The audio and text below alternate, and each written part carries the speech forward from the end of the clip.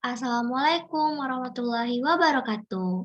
Halo semuanya, kembali lagi pada media pembelajaran sifat larutan berdasarkan daya hantar listriknya. Baiklah, kali ini kita akan masuk pada materi yang ketiga, yakni merumuskan reaksi ionisasi yang dihasilkan oleh sifat larutan berdasarkan daya hantar listriknya. Nah, sebelumnya kita mempunyai dua kata kunci di sini, yakni adalah reaksi ionisasi dan sifat larutan berdasarkan daya hantar listriknya. Nah, sebelumnya Nanda semua pastinya telah mengetahui dan mempelajari apa sih yang dimaksud dengan reaksi ionisasi dan apa-apa saja sifat larutan berdasarkan daya hantar listriknya. Ayo, Ibu tunggu ya. Yang bisa jawab nanti akan dikasih poin loh. Yuk, Ibu tunggu ya.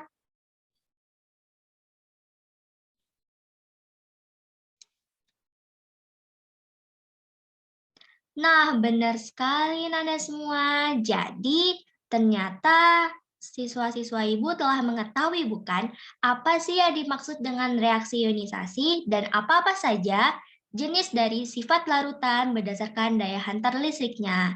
Nah, benar. Jadi, reaksi ionisasi ini adalah suatu reaksi yang menyebabkan suatu larutan yang telah kita bahas sebelumnya dapat menghantarkan arus listrik.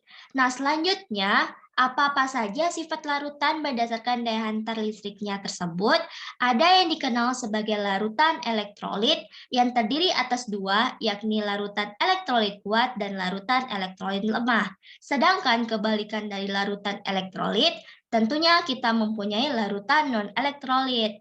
Pengertian dan maksud dari jenis-jenis sifat tersebut tentunya Nanda telah memahami karena kita telah mempelajari pada bagian materi 1 dan materi 2 pada slide sebelumnya. Baiklah, sekarang tugas kita adalah bagaimana cara kita untuk merumuskan reaksi ionisasi yang dihasilkan pada sifat larutan berdasarkan daya hantar listriknya. Nah, kali ini kita mempunyai rumus umum yang nantinya akan kita gunakan atau kita pakai pada reaksi-reaksi yang tercipta oleh sifat larutan berdasarkan daya hantar listriknya. Nah, sebelumnya kita telah mengetahui bahwa reaksi ionisasi ini akan terjadi pada larutan yang dapat menghantarkan arus listrik. Ayo, larutan yang dapat menghantar arus listrik disebut sebagai larutan. Iya, benar sekali. Larutan elektrolit. Oke, that's right. Ini adalah larutan elektrolit. Oleh karena itu, reaksi ionisasi akan selalu timbul apabila reaksi tersebut terjadi pada larutan elektrolit, baik larutan elektrolit kuat ataupun larutan elektrolit lemah. Mengapa hal tersebut tidak dapat terjadi pada larutan non-elektrolit? Karena pada larutan non-elektrolit tidak adanya proses penguraian ion-ion yang terjadi pada larutan tersebut, sehingga tidak adanya sebuah reaksi yang terbentuk atau reaksi ionisasi yang terbentuk di dalamnya. Oleh karena itu, reaksi pada larutan non-elektrolit tidak terjadi reaksi ionisasi dan tidak dapat mengantarkan arus listrik. Baiklah, di sini kita mempunyai rumus umumnya yakni AXBY menjadi XAY plus ditambah YB pangkat X min. Nah, di sini kita akan menggunakan rumus ini untuk larutan elektrolit kuat. Kita tulis dulu ya, Nanda semua. Ayo, bantu Ibu. Setelah larutan elektrolit kuat, akan ada larutan. Yap, benar sekali, yakni larutan elektrolit lemah. Nah, nanti dari kedua larutan elektrolit ini, nantinya Ananda semua akan menemukan sedikit saja perbedaan yang akan dihasilkan oleh kedua larutan ini pada rumus umum untuk merumuskan reaksi ionisasi yang mereka hasilkan. Oke, balik lagi kita pada pembahasan utamanya mengenai rumus ini. Oke, di sini kita mengetahui bahwa ada rumus AX BY menjadi XA pangkat Y plus ditambah YB pangkat X min. Nah, di sini kita cukup mudah kok, Nanda semua. Tidak usah pusing, tidak usah memikirkan hal-hal yang rumit, karena di sini kita akan menggunakan rumus yang sangat simpel untuk semua larutan, yakni tentunya larutan elektrolit dong. Nah, kita tulis ulang ya. Kita akan menulis AXBY menjadi XA pangkat Y plus ditambah YB pangkat X min.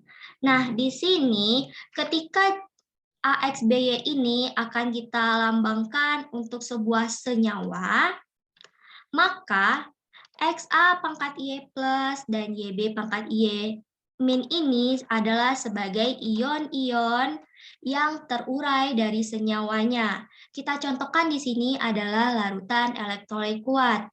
Nah, di mana AXBY ini adalah berperan sebagai senyawa dari larutan elektrolit kuat, sedangkan XA, Y plus, dan YB, Y pangkat Y min ini merupakan ion-ion yang terurai dari senyawa larutan elektrolit kuat. Nah, caranya sangat gampang. Di sini kita akan menggunakan aturan silang, di mana antara X, kita lingkarin ya. Oke, di sini cantik. Di sini kita lingkarin lagi. Oke, di mana X dan Y ini sebagai jumlah atom atau indeks dari atom A, yang mana ayo? Nah, benar sekali. Ini A dan atom B yang akan mengalami persilangan. Nah, yang X ini, ya, X ini akan menjadi koefisien ketika dia akan terurai menjadi ion-ionnya. Oleh karena itu, X di sini akan berpindah menjadi koefisien, sedangkan nah, yang B-nya juga akan mengalami hal yang demikian.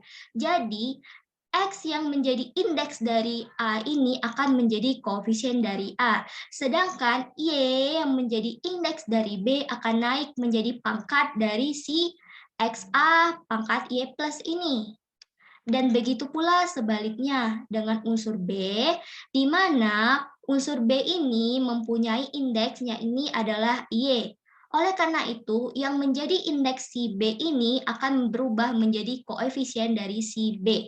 Maka, Y akan berubah menjadi koefisien dari B, sedangkan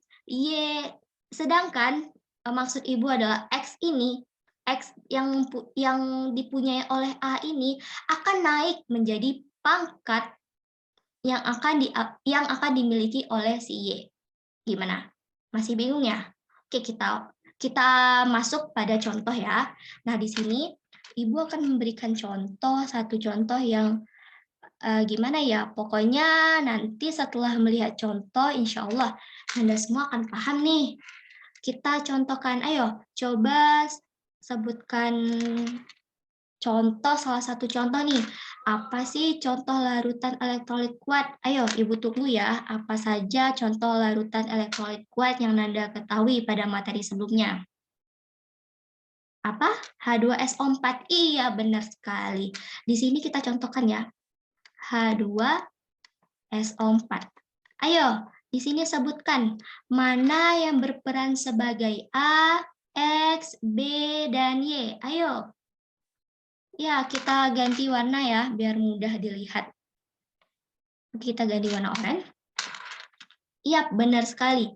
H ini, kita ubah warna ya. H ini akan berperan sebagai A, 2 akan berperan sebagai X, oke, SO4 akan berperan sebagai B, dan di sini indeksnya kita, karena si SO4 ini dia merupakan satu unsur kesatuan, tidak bisa dipisahkan S sendiri, O sendiri, itu tidak bisa, maka di sini kita anggap saja Y ini bernilai 1 ya. Nah, kita pakai rumus ini rumus utamanya. Nah, rumus utama ya. Maka di sini adalah XA pangkat Y plus, oke, X di sini adalah 2, yang menjadi A itu adalah H, oke, Y tadi adalah 1, maka tidak perlu ditulis 1, cukup kita buat sini plus 2H plus, ditambah, ayo yang menjadi Y-nya adalah, ayo yang mana Y-nya? 1. Oke, benar sekali. 1 tidak perlu ditulis. Kita langsung ke B. B-nya ada apa? Ada SO4. Benar sekali. Selanjutnya, ayo pangkat X min. X minnya siapa? Iya, 2 min. Nah, benar sekali. Jadi, untuk perumusan dari larutan elektrolit kuat, salah satunya kita ganti warna lagi. Kita ganti warna kuning ya, biar nampak dan jelas di sini. Maka untuk perumusan reaksi ionisasi yang dihasilkan oleh H2SO4 adalah 2H plus ditambah SO4, 2 min. Iya, benar sekali. Ayo, ada yang mau lagi? Ayo, berikan contoh kepada Ibu. Apa saja contoh larutan elektrolit kuat selain H2SO4? Kita aplikasikan lagi ya rumusnya. HCl, oke kita coba ya HCl, boleh. Kita coba di sini aja deh yang masih kosong. Kita coba HCl. Oke, yang menjadi A. Ayo apa? Iya benar. H ini berperan sebagai A. Yang berperan sebagai X, karena di sini tidak ada indeks, maka kita kita anggap sebagai 1, sedangkan Cl adalah B, dan Y-nya adalah 1. Mari kita uraikan, X, A, Y pangkat Y plus. X-nya tidak ada alias 1 ya, 1 tidak perlu ditulis, A-nya adalah H, Y-nya adalah plus 1, cukup kita tulis H plus, ditambah Y-nya adalah 1, tidak perlu ditulis, B-nya adalah Cl pangkat min. Oke, benar sekali.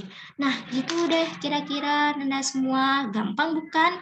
Nggak perlu ribet-ribet, nggak perlu sulit-sulit, yang penting Nanda semua paham.